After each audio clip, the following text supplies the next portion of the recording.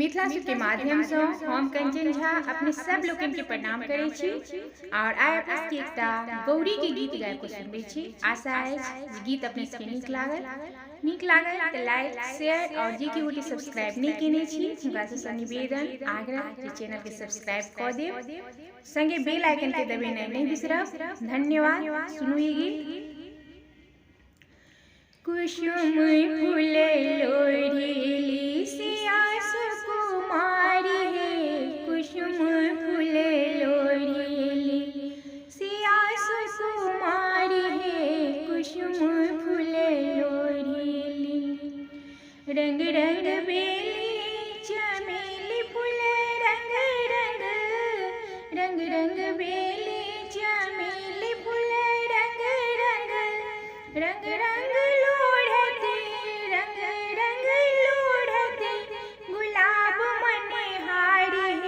कुसुम फूल लोढ़ीली, कुसुम फूल लोढ़ीली सिया सुकुमारी है, कुसुम फूल लोढ़ीली।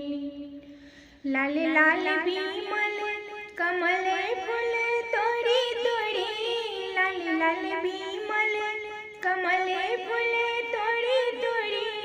साँझ भरी चंपा है, साँझ भरी चंपा है, जनक दुलारी है, कुसुम फूल लोढ़ीली, कुसुम फूल लोढ़ीली सिया सुकुमारी है, कुसुम फूल लोढ़ीली। कंगना खनन खन पेजन छनन छन, कंगना खनन खन पेजन छनन छन। सोनल मधुर बोल, सोनल मधुर बोल, अवध बिहारी है, कुसुम फूल लोढ़ीली सिया सुकुमारी है, कुसुम फूल लोढ़ीली।